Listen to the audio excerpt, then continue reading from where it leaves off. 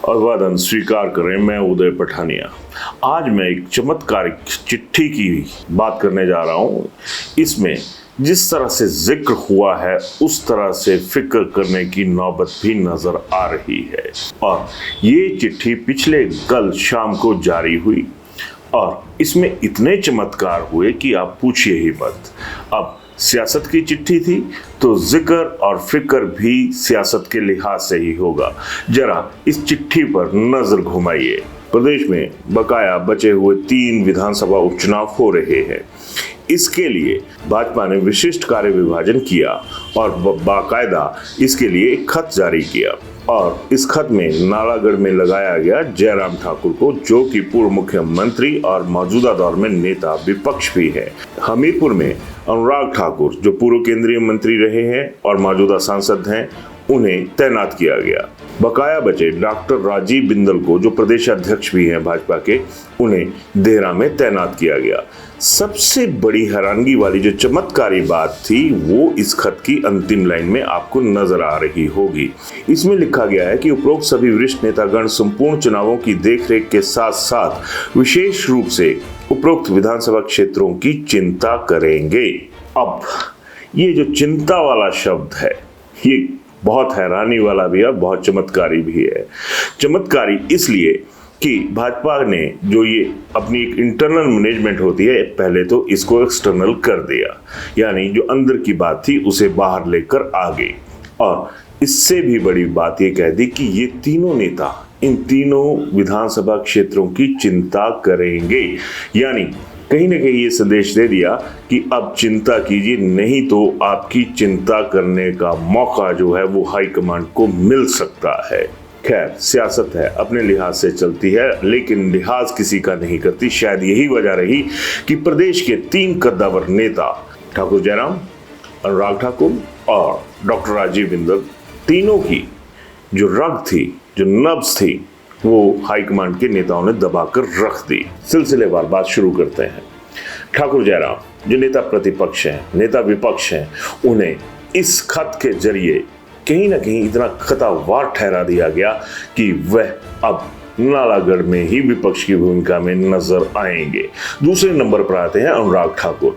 अनुराग ठाकुर, जो कुछ अर्सा पहले तक कद्दावर केंद्रीय मंत्री रहे हैं और जिनकी तूती पूरे देश में बोलती रही है, उन्हें फिक्स कर दिया गया हमीरपुर में। और सबसे बड़ी हैरानगी वाली बात या फिर सियासी चमत्कार वाली बात कहें तो वो भी अनुराग ठाकुर के साथ यहाँ पर हुई।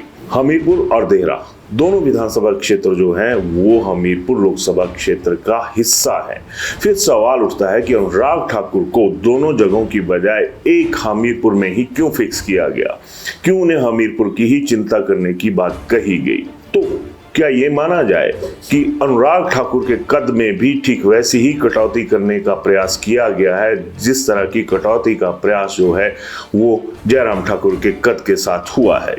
अब आते हैं तीसरे नंबर पर डॉक्टर राजीव बिंदल। वो भाजपा के प्रदेश अध्यक्ष हैं।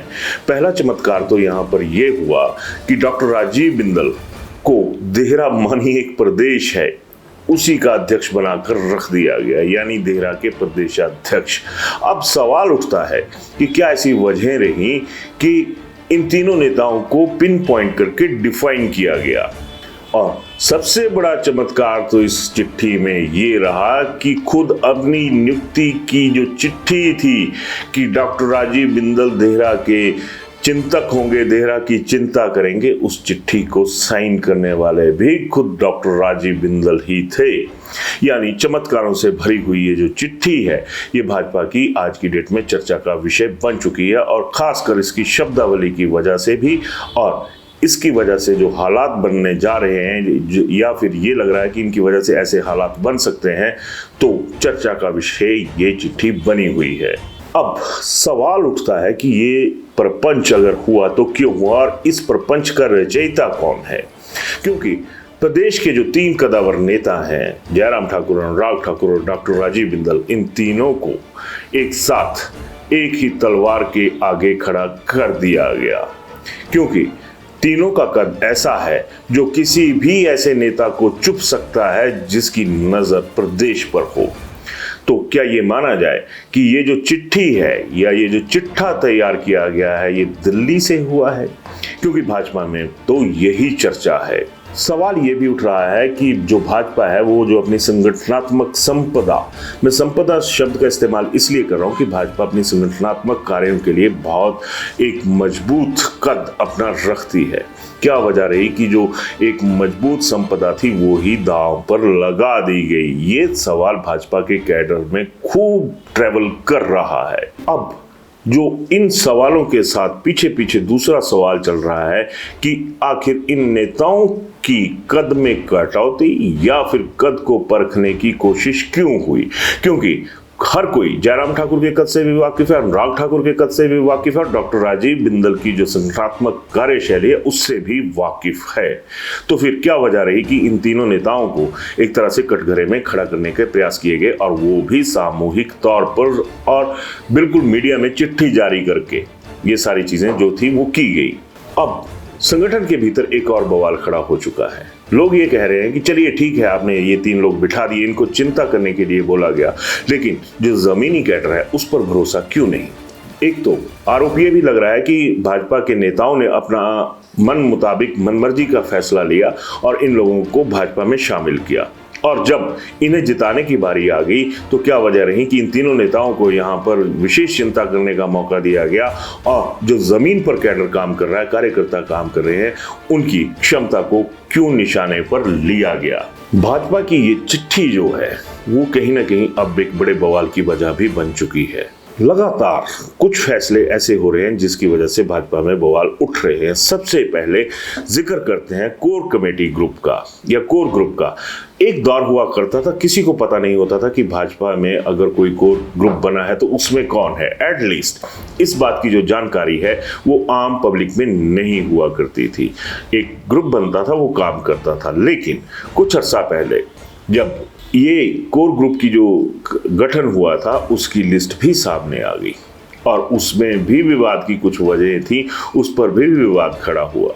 और अब दूसरी दफा एक और गलती कर दी इस चिट्ठी के साथ, क्योंकि भाजपा का कैडर अब इस चिट्ठी पर अपना फोकस जो है पूरा लगाकर बैठ गया है। वो फोकस उस तरफ नहीं करता हुआ नजर आ रहा है जिस फोकस की चिंता करने के लिए इन तीनों नेताओं की ड्यूटी जो है वो लगाई गई है। अब जो पॉलिटिकल एक्सपर्ट्स हैं उनका भी यही कहना है कि ये जो जिम्मेदारियां दी गई हैं, जो चिंता करने का जो हक इन नेताओं को दिया गया है, वो कहीं ना कहीं ऐसा लग रहा है कि ये इन तीनों को जमीन दिखाने की तैयारी हो सकती है और इसके पीछे वजह दिल्ली दरबार ही बताया जा रहा है। खैर, इस चिट्ठी में लिखी गई भाषा ने, इस चिट्ठी में लिखे गए शब्दों ने एक नया जाल तो बुन दिया है। हालांकि शरेआम देखने पर यह लग रहा है कि ये जाल जो है वो कांग्रेस को घेरने के लिए, कांग्रेस को फंसाने के लिए रचा गया है, लेकिन कहीं ना कहीं इसी चिट्ठी की वजह से खुद भाजपा कहीं ना कहीं घिरती हुई नजर आ रही है। तो इस मुद्दे पर अपनी राय जरूर दीजिएगा कि ये चिट्ठी है या फिर कोई ऐसा चिट्ठा है जो हाई कमांड की तरफ से तैयार किया जा रहा है और उसमें जो भूमिकाएं हैं वो भी भविष्य में एक तरह से कहा जाए कि तर्कों के सहित फिक्स की जाएंगी, तो भी कोई दो राय नहीं होंगी। धन्यवाद।